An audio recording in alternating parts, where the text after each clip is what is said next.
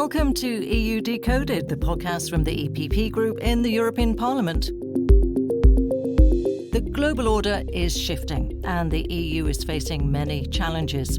We need to protect citizens by better anticipating, preventing and responding to risks like cyberattacks, sabotage, disinformation and climate change impacts. Well, to address all of these, the European Union is rolling out new measures under the Preparedness Union Strategy. But what does it actually mean? MEP Lena Düpont, EPP Group Coordinator of the Committee on Civil Liberties, Justice and Home Affairs, explains.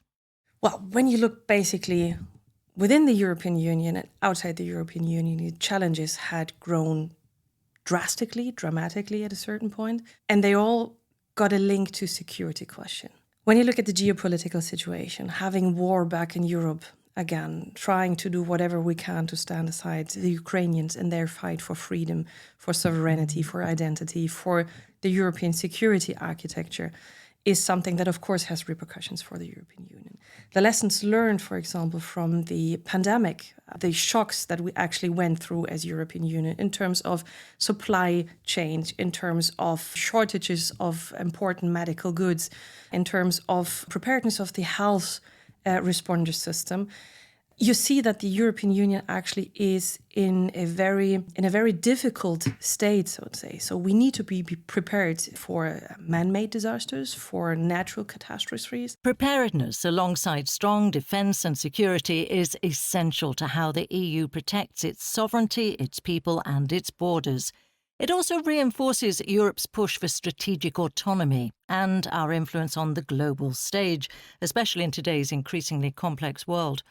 MEP and retired Finnish Major General Pekka Toveri, who also acts as the chair of the European Parliament's Ukraine delegation, says that strengthening capabilities is key for resilience. We are facing more and more risks thanks to the global big power competition which is ongoing. So there are dictatorships which are challenging Europe and our democracy, but at the same time we have also problems connected to the environmental change. So there are a number of different threats. There are cyberattacks, there are information campaigns against us, there are sabotage attacks against our infrastructure, but there are floods, normal accidents, etc., etc. And all this has caused a lot of damages to our societies and also loss of life. And we have to prepare for that. And the strategy tries to improve our resilience to this kind of either man-made threats or natural catastrophes so that we can predict them, if possible, prevent them happening. If they happen, then to repair damages as soon as possible and minimize the damages. So we have an urgent need for tangible, actionable steps to enhance the EU's resilience and crisis readiness. MEP Lukas Mandl, who was involved in negotiating the EU crisis response mechanism,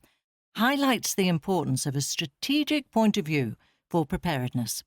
We have seen during the last decade at least how quickly a crisis can appear. We have to be prepared for those crises for the sake of the interest of the European Union and citizens of this generation and of generations to come. On the one side, we need a common strategy.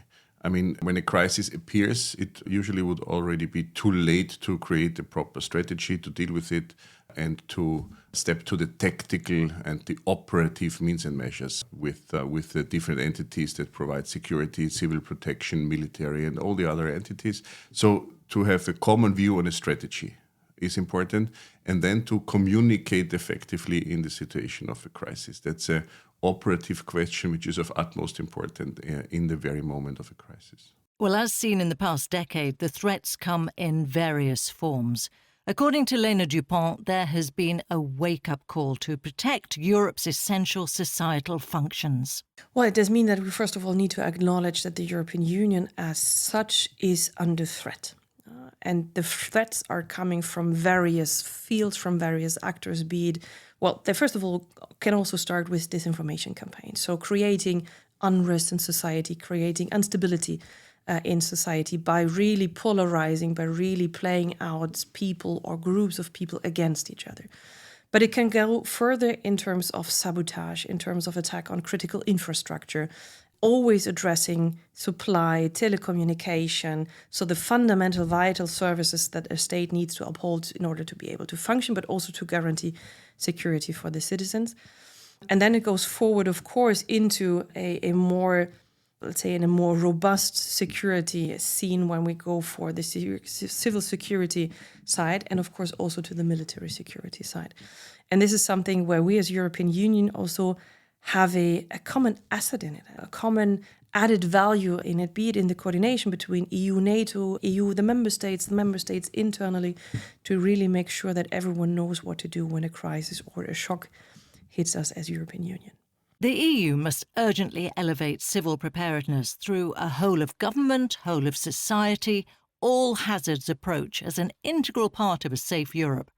With solidarity as the underlying principle, we must strengthen resilience, protect citizens, and ensure the continuity of institutions, markets, and essential services. Everyone needs to be aware of understanding where risks come from, what can you actually do on a personal level, on an individual level, but also on a state level to counter that risk. That's the first step. The second step is, of course, we need to have a very close look on our crisis response system, be it institutionally, be it politically, be it in terms of economic, be it in terms of health sector, a military response, a civil security response, and so on and so forth. That's the second step.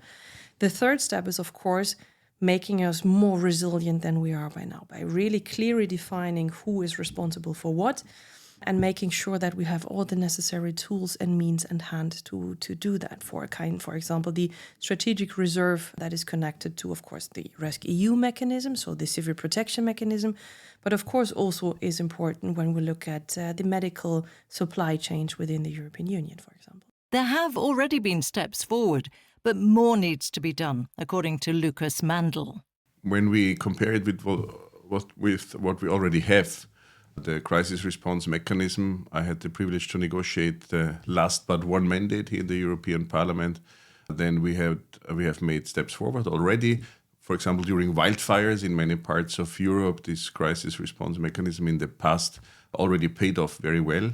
And this example shows that entities that provide security in the different member states, also on a local and regional level, by the way, have to work together. The principle of subsidiarity remains in place 100%. This is also part of European identity, and it also strengthens our capability to respond. But the different entities on the different levels have to cooperate, and this is what our Preparedness Union will make happen. To make sure better cooperation can turn into a well-functioning preparedness union, there needs to be better coordination at all levels, according to Pekka Toveri. I think that there are multiple things, because what people sometimes forget that to create a society which is resilient and have capability to react to a crisis, you need everybody. It's not only authorities. You need from the single citizen to head of state. Everybody have to participate. Governmental authorities, local authorities, businesses, NGOs, it's everybody's job. And then coordinate these activities within the nation and then between the nations and within EU. That's a challenging task. One thing is that you have to have a situational awareness, what's actually happening. In this strategy, the EU is planning to create better awareness through analysis and evaluations on possible future threats, and then also to have some kind of crisis situation center which collects the situational picture. If you have floods there, hybrid attacks there, cutting cable, undersea cables there, so that we have a situational awareness what's going on, and that's a basis for starting to coordinate the activities between the member states and different agencies.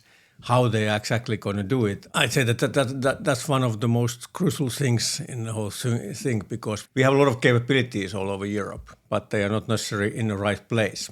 So we need to have a better capability for the coordination. To enable faster crisis response, more efficient resource use, and better coordination and interoperability, MEP Mandl adds that the military plays a significant role. I think during the last years, Europe became mature in taking military defense forces serious. And that means that we strengthen our military, but that does not mean that we would decrease the attention for other bodies which provide security, including the police forces, but especially civil protection forces. And this is different from member state to member state.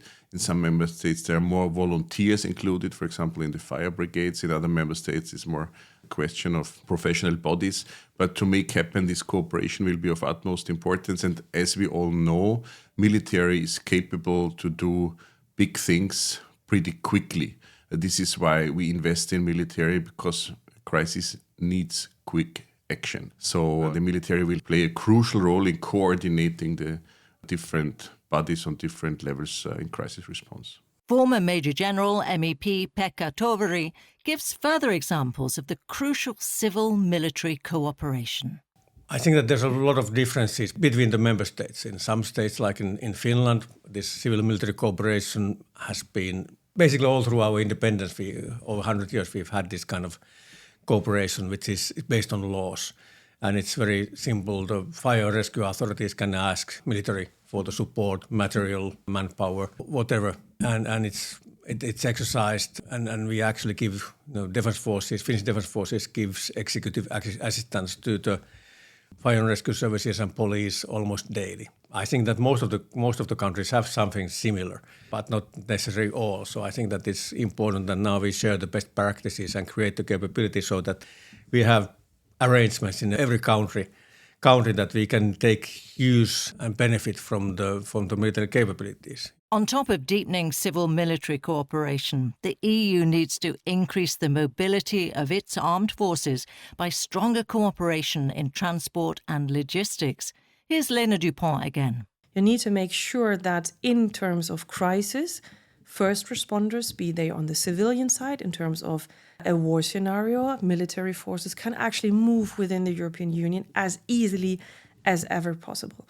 We created the Schengen area for the civilian side in order for our citizens to roam freely within the European Union. And we need to make sure that in case of a crisis or a war scenario, also everyone who needs then is able to roam freely within the European Union, so that we're actually able to deploy forces the fastest possible, so that we are able to respond to a threat within a very short time period, so that we can really say attacking one of us in the European Union is an attack on the European Union as such. Along with strengthening military mobility, MEP Toveri says that proper exercises are needed. The biggest problem with the military mobility is all the admin work you have to do to cross the border with the military equipment. But one important part in this all is also the exercising. We do well what we have planned and what we have practiced. And that's very important that you establish exercise regime nationally and then internationally. And again, in Finland, we have every year, for decades, we have every year more than a dozen cooperation exercises between military police, border guards, fire and rescue services, local communities, where they exercise different kind of crises, and not necessarily military crisis, but often the chemical train derailment or big fire on industrial factory or passenger plane falling down or everything like that. So there's a continuous practice, and that helps.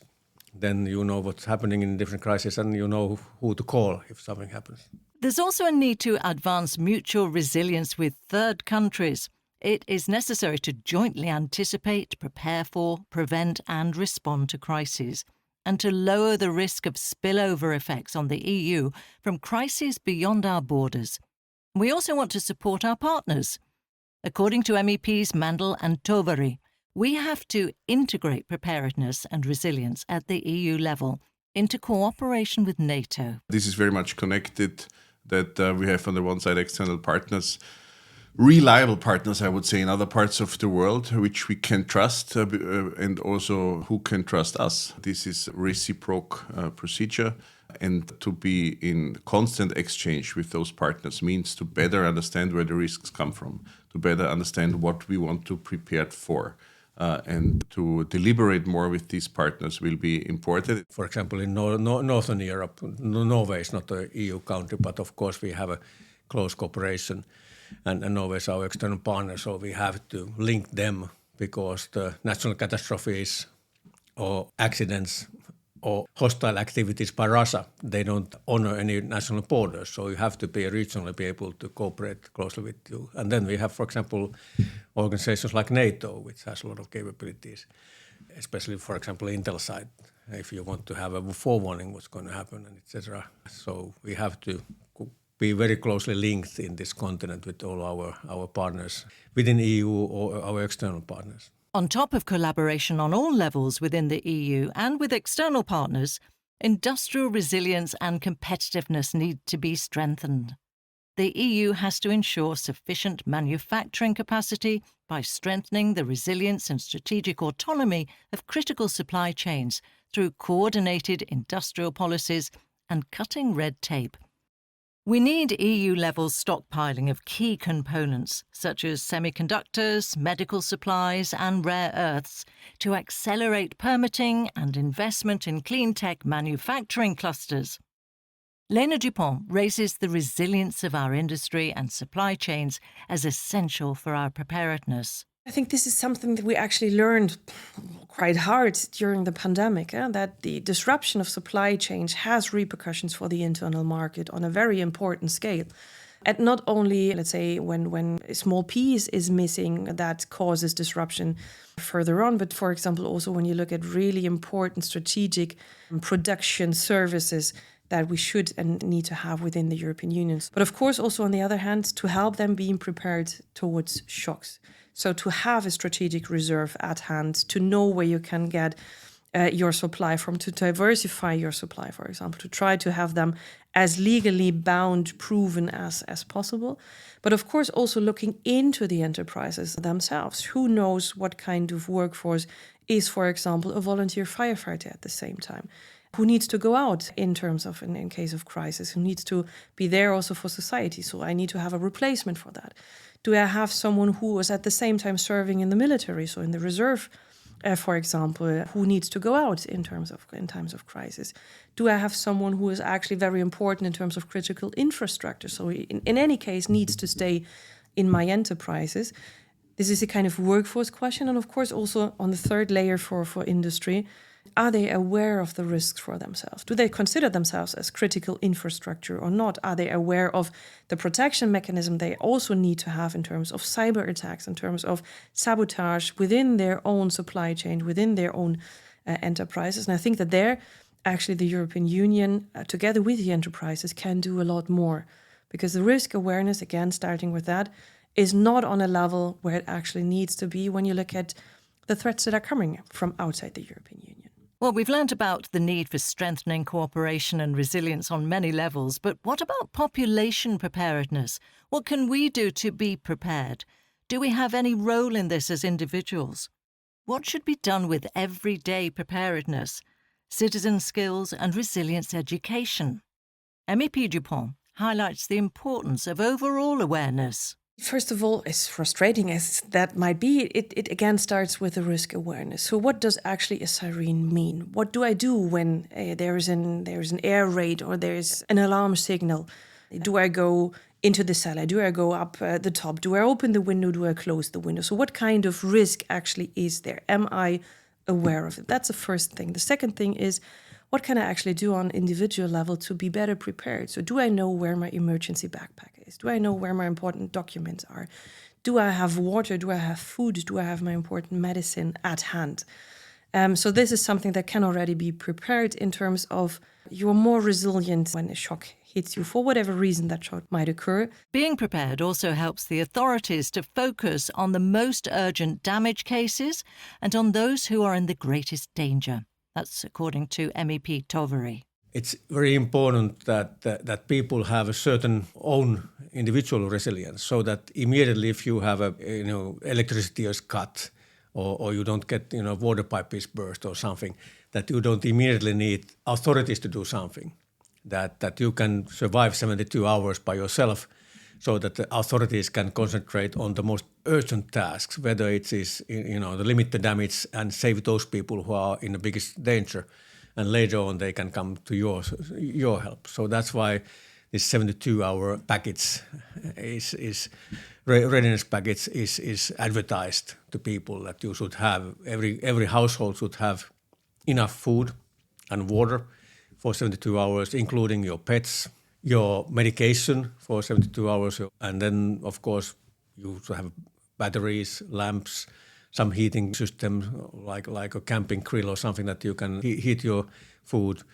something to keep yourself warm, ionized tablets in case of this, it's a nuclear case, radio, which is again battery operated, and etc. So there's a detailed list of things everybody should have, and there are, at least in Finland, there are companies which offer pre-made package for yourself. You can buy it and it's there. So when you are prepared also mentally on these cases, and also then by having this 72 hours readiness package, maybe you go to a training to get some, so you know how to give first aid in case somebody gets hurt, or you know how to use some fire equipment and so on. All this kind of training is offered in Finland by different organizations. Then you are much readier to face any kind of crisis, whether it's a man-made or whether it's a natural catastrophe. We can definitely see that being prepared is the best way to prevent crises, and a lot of work still lies ahead. After all that, what do our three guests think about the future? Can we cope in these challenging times? Will Europe be prepared enough? MEP Lena Düpont has a strong belief in our preparedness. When you look at the geopolitical situation, we know the adversaries, we know where the threat comes from. We're not yet fully prepared as European Union. We do have a bit of a geographical divide within the European Union. So member states facing Russia or Belarus being very much aware of the physical threat, being way more prepared than probably the rest of the European Union is. While at the southern part of the European Union, you of course have a high readiness, a high preparedness for natural disasters, for bushfires, for forest fires, for floods, and so on and so forth. And we need to bridge that at European level in order to be ready and be prepared for all kinds of scenarios. Again, going back to the all-hazard approach. And there, I think that actually the European Union has a tremendous European added value, starting with the information exchange, the situational picture for everyone to be aware of the risk, the responder system to that. Also, of course, going into the civil-military cooperation, the military question of being prepared. And we need to show as European Union that we know what the threat is, we know where the threat comes from, and we are ready to deal. And I think that this is something where actually the Finnish preparedness brochure actually really says in a very prominent stage, we will never surrender. And this is what we as European Union can prove, and we will prove. So if you attack one of us, you attack every one of us, and we will answer. And this is the basic principle of preparedness. MEP Mandl says that the EU has learnt its lessons, and we can be prepared for all future crises. Europe will be prepared. I'm an optimist. But my optimism is fooled by many reliable partners on local level, regional level, national level, and on European level, and also by our stronger outreach to reliable partners all over the world, that we will be prepared for future crises and we have learned our lessons. To conclude, MEP Toveri reminds us of our many strengths and capabilities. Well, as I said in the beginning, we have this global big power competition where international order is challenged. UN is not as strong as it used to be. Nobody, Red Cross is not as strong as it used to be. All the agreements we have made about restricting armaments and all that, they're more or less broken. And the law of strongest seems to be prevailing currently. But on the other hand, I'm not worried. I don't lose my sleep over these things. Europe is, we are strong, we are prosperous. We have in the EU 450 million people. We are one of the richest areas in the world. We have a lot of great capabilities, great innovations, and we have something to defend for. We have a welfare, our democracy, which is worth defending, which is much better situation than those people who are living in dictatorships. We have to learn to be more independent economically and militarily, and be prepared for different kind of crises. And as I said, change of environment, change of climate is inevitable. It will cause more floods, more storms, stuff like that. You just have to be, but humankind have survived much worse things, and Europe have faced and survived much worse things. We just have to be a little bit more prepared, and we can handle this easy together.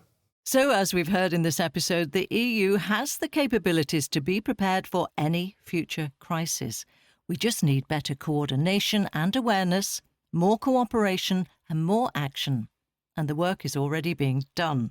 And that's all for today. To stay updated with the latest in EU politics, follow the EPP Group on social media and visit the website eppgroup.eu. Thanks for listening.